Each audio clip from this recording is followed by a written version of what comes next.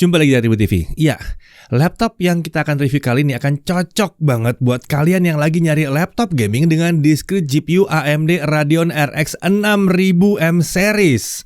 Prosesornya juga sudah pakai AMD Ryzen 5000H series.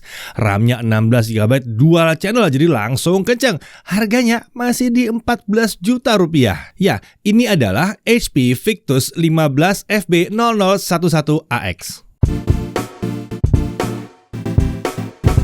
Oke, sebelum video ini, cukup sulit kami menemukan laptop gaming dengan discrete GPU Radeon RX 6000M series yang harganya di belasan juta rupiah. Siapa yang menyangka jika hal itu akhirnya terwujud di HP Victus 15 terbaru ini. Laptopnya juga udah siap pakai saat dibeli, nggak perlu upgrade lagi. Oke, mari kita mulai aja, langsung dari prosesornya. Yang dipakai adalah AMD Ryzen 5 5600H. Arsitekturnya udah Zen 3, fabrikasi 7 nanometer, default TDP-nya adalah 45 watt, 6 core 12 thread. L3 cache-nya ada di 16 MB. Integrated graphics-nya pakai AMD Radeon Graphics dengan 448 stream processor. Memori atau RAM-nya 16GB DDR4 3200MHz langsung dual channel. Tentunya karena integrated graphics-nya aktif, kapasitas RAM-nya ini dipakai sedikit ya.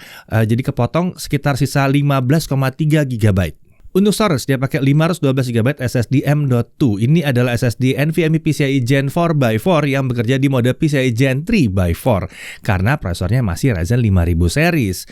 Tidak ada slot M.2 atau konektor SATA tambahan. Jadi kalau kita mau upgrade harus ganti SSD utamanya. AMD Radeon RX 6500M dengan 4GB GDDR6, 1024 stream prosesor dengan memori interface 64 bit dan 16MB Infinity Cache. Jadi sebenarnya ini adalah Radeon 6500 XT yang disesuaikan clock speed-nya untuk laptop. Perlu diperhatikan karena masih pakai prosesor Ryzen 5000 series, discrete GPU ini akan berjalan di mode PCIe Gen 3 yang seharusnya kan di Gen 4, tapi harusnya nggak terlalu jauh beda lah performance-nya. Untuk wireless connectivity dia menggunakan modul MediaTek yang mendukung Wi-Fi 6 dan Bluetooth versi 5.2. Untuk kapasitas baterainya 52,5 Wh dan OS-nya Windows 11. Untuk body form factor-nya clamshell dengan material polikarbonat. Warna menurut HP namanya Mica Silver ini ya, walaupun agak abu-abu tua sebenarnya. Untuk desain tentunya tidak ada perbedaan dengan penampilan yang kentara antara Victus 15 ini dengan yang pernah kami uji sebelumnya. Penampilan tetap keren berkat warna gelap di sekujur body dan logo Victus di punggung layar berwarna chrome black di sini. Untuk ukuran panjang 35,7 cm, lebar 25,5 cm dengan ketebalan 2,35 cm. Untuk bobotnya laptop ini ada di 2,18 kg, sementara chargernya 343 gram. Ini adalah charger 150 watt. Jadi totalnya kalau dibawa-bawa adalah 2,53 kg. Untuk display ukurannya sesuai dengan namanya 15,6 inci. Resolusinya Full HD, refresh rate 144Hz. Ini adalah panel IPS. Menurut HP tingkat kecerahannya ada di 250 nits dengan color gamut 45% NTSC. Sementara menurut pengujian kami, tingkat kecerahan maksimalnya ada di 256 nits dalam ruangan. Jadi benar ya, 250 nits dapatnya 256. Benar nih, benar. Gamut coverage-nya ada di kisaran 58,5% sRGB dan gamut volumenya di 59% sRGB. Jadi lebih mendekati 60% sRGB ya. Kalau mau dipakai untuk content creation dan tidak butuh akurasi warna yang tinggi, layarnya masih lumayan oke ya, karena paling nggak ini udah layar IPS. Tapi laptop ini sebenarnya sih lebih ditujukan untuk skenario gaming, jadi layar seperti itu udah sangat-sangat mencukupi. Layar laptop ini punya permukaan anti-glare, jadi lebih nyaman dipakai karena nggak ada pantulan-pantulan bayangan yang mengganggu. Bingkai layar juga sudah menggunakan desain micro edge display yang tipis di sisi kanan dan kirinya. Bingkai atas masih agak tebal, tapi itu karena ada kamera 720p 30 fps di situ. Untuk audio, laptop ini menggunakan solusi audio dari Bang & Olufsen dengan 2 speaker pada sisi bodi yang keluaran suaranya mengarah ke alas laptop. Kualitas suara yang dihasilkan ternyata oke juga dan jernih walaupun masih agak kurang di frekuensi rendah ya. Suara yang dikeluarkan juga tergolong lantang di kelas harganya. Lalu untuk konektor, di kiri kita lihat ada satu DC in, ada satu USB 3.2 Gen 1 5GBps yang sudah support HP Sleep and Charge. Ada juga satu 3,5 mm audio combo jack dan ada satu SD card reader. Di sisi kanan ada satu USB-C 3.2 Gen 1 5GBps yang mendukung display out dengan protokol DisplayPort 1.4 dan HP Sleep and Charge juga. Lalu ada 1 Gigabit Ethernet, satu USB 3.2 Gen 1 5GBps dan ada satu HDMI 2.1. Untuk keyboard, desain dan tata letak tombolnya tetap mirip dengan Victus 15 sebelumnya yang diturunkan dari seri Omen. Tersedia tombol numpad untuk memudahkan proses input angka kalau dibutuhkan. Untuk tombol panah, ukurannya lebih kecil dibandingkan tombol lainnya, tapi ditempatkan terpisah, jadi tidak terganggu oleh tombol-tombol lainnya ya. Tentunya keyboard ini dilengkapi lampu backlit dengan warna putih, jadi lebih low profile aja gitu, nggak RGB-RGB-an. Backlit ini dinyalakan dan dimatikan dengan menekan tombol F4. Untuk touchpad ukurannya tergolong besar dan memanjang dari tombol spacebar hingga tombol kontrol sebelah kanan. Aktivitas mengetik masih tergolong nyaman karena telapak tangan tidak mudah masuk ke area touchpad. Kita beralih ke cooling sistemnya. Sistem pendingin laptop ini dilengkapi dengan 2 buah heat pipe dan 2 buah kipas. Uniknya, posisi kedua kipas ini menyatu pada sisi sebelah kiri keyboard, bukan terpisah di sisi kanan dan kiri seperti laptop gaming lainnya. Posisi seperti ini membuat suhu permukaan area tombol WASD tetap rendah walaupun laptop sedang digeber main game berat ya. Untuk pembuangan panas itu mengarah langsung ke belakang. Oke, kita langsung uji performanya. Nah, di sini kita lihat ada 2 profil performa yang dapat dipilih di software Omen Gaming Hub, yaitu Quiet dan Default. Pada software ini, pengguna dapat juga mengatur kecepatan kipas di Auto atau Max. Kita langsung aja coba Cinebench R15 20 kali looping ya. Pada mode default, skor tertinggi yang dapat adalah 1635 poin dengan skor sustain di sekitaran 1580 sampai 1590 poin. Nah, untuk suhu kerjanya pada mode default dan kecepatan kipas di Max, suhu prosesor itu mengalami pergerakan terus-menerus di kisaran 85 sampai 95 derajat Celcius. Oke, sekarang kita beralih ke software aplikasi beneran nih ya. Blender 3.01 BMW 27 Scene.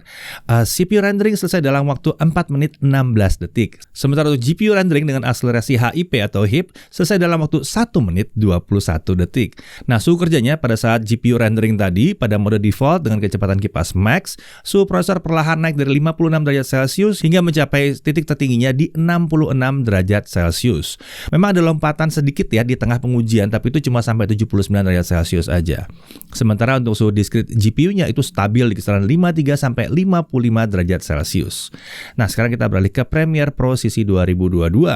Nah, untuk video 4K 60 2 menit 7 detik, kalau di-render dengan software only itu selesai dalam waktu 14 menit 41 detik. Sementara kalau pakai GPU Acceleration OpenCL, kita selesai dalam waktu 6 menit 36 detik. Nah, kalau kita pakai Full HD 60 fps, sama-sama 2 menit 7 detik, software only selesai dalam waktu 3 menit 7 detik, sementara kalau pakai OpenCL selesai dalam waktu 1 menit 43 detik. Nah, untuk suhu kerjanya ya, pada mode default dengan kecepatan kipas di max, suhu prosesor sempat berada di bawah 90 derajat Celcius di awal pengujian. Suhu kemudian mengalami kenaikan perlahan hingga mencapai titik tertinggi di 99 derajat Celcius, sebelum akhirnya mengalami sedikit penurunan, jadi agak ademan dikit ya. Sementara untuk suhu discrete GPU-nya itu stabil di kisaran 61 sampai 63 derajat Celcius. Kita lanjut ke software DaVinci Resolve, software video editing kelas profesional yang gratis satu ini. Video 4K 60 itu selesai dalam waktu 16 menit 48 detik. Sementara untuk video Full HD 60 fps selesai dalam waktu 4 menit 18 detik. Nah, untuk suhu kerjanya pada saat kita melakukan 4K video exporting pada mode default dengan kecepatan kipas max, garis pergerakan suhu prosesor terlihat membentuk gunung dan lembah di rentang 70 sampai 90 derajat Celcius. Sementara suhu discrete GPU-nya pergerakannya ada di kisaran 50 sampai 60 derajat Celcius. Sekarang kita uji GPU-nya dengan 3D Mark ya. Pertama-tama kita coba dulu Firestrike DirectX 11, kita dapat 13.625 poin. Ini lebih tinggi dibandingkan RTX 3050 yang kisarannya 13.177 poin. Lalu untuk Time Spy DirectX 12, dia bisa mendapatkan 4.213 poin. Kalau RTX 3050 itu skornya biasanya sekitaran 4.816 poin di sini. Kita langsung masuk ke gaming dan performanya kurang lebih seperti ini.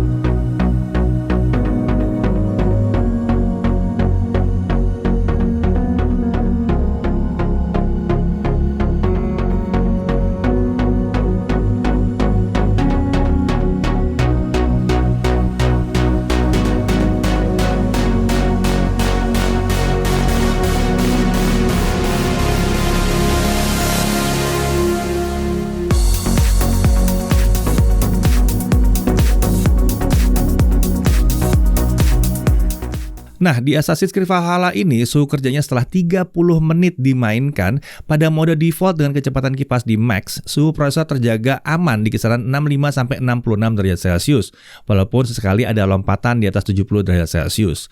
Sementara untuk discrete GPU-nya stabil di 62 sampai 64 derajat Celcius.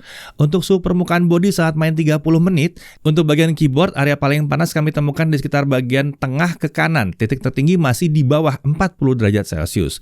Tentunya untuk tombol WASD, suhunya terjaga di bawah 35 derajat Celcius. Sementara untuk area bodi dengan suhu paling panas ada di sebelah atas keyboard dengan suhu masih di 40 derajat Celcius saja. Sedangkan untuk area palm rest suhunya ya aman lah di bawah 35 derajat Celcius. Nah, sekarang mari kita tes SSD-nya ya. Dengan kristal Dismark kita dapat bahwa kecepatan bacanya ada di 3571 Mbps dan kecepatan tulis di 3227 Mbps. Wow, ini kalau dibandingkan dengan SSD PCIe Gen 3, ini sih kenceng parah ya. Tapi ya ini SSD Gen 4 sebetulnya, walaupun dipasang di board yang pakai Gen 3. Oke, untuk daya tahan baterai gimana? Kita tes dulu menggunakan mode default dengan brightness 50% dan volume 25%. 1080p video playback kita dapat 8 jam 31 menit. Ini lumayan irit ya, 8 jam 31 menit ya. Nah, kemudian untuk charging, 30 menit pertama kita dapat 39%. Sementara untuk mengisi dari kosong sampai penuh, kita butuh waktu 2 jam 17 menit. Hasil yang tergolong normal di sini. Nah, untuk harga, tadi kita udah sebut di depan ya, 14 juta atau tepatnya 13.999.000 rupiah. Untuk bonus pembeliannya ada Microsoft Office Home and Student 2021 dan tentunya Windows-nya udah bawaan ya. Untuk garansi 2 tahun dengan ADP atau Accidental Damage Protection. Luar biasa. ADP ini mengcover kerusakan akibat kelalaian pengguna seperti jatuh nggak sengaja, ketumpahan air, korsleting listrik ya. Jadi kita yang salah diganti. Tentunya ada kelalaian pengguna yang tidak bisa di-cover oleh ADP, misalnya seperti korosi, kena cairan berbahaya, kena bencana alam, atau dicuri dan hilang. Ya jelas, kalau dicuri dan hilang ya nggak di-cover, itu salah kalian sendiri. Klaim ADP ini dapat dilakukan di HP Service Center terdekat dengan membawa laptop serta KTP dan bukti pembelian. Penggantian spare part itu 1 kali setahun atau jadi bisa 2 kali dalam 2 tahun. Untuk total biaya perbaikan ini ada syaratnya ya, tidak boleh lebih dari harga laptopnya. Nah, hal yang perlu diperhatikan. Pertama, suhu kerjanya agak tinggi pada skenario tertentu.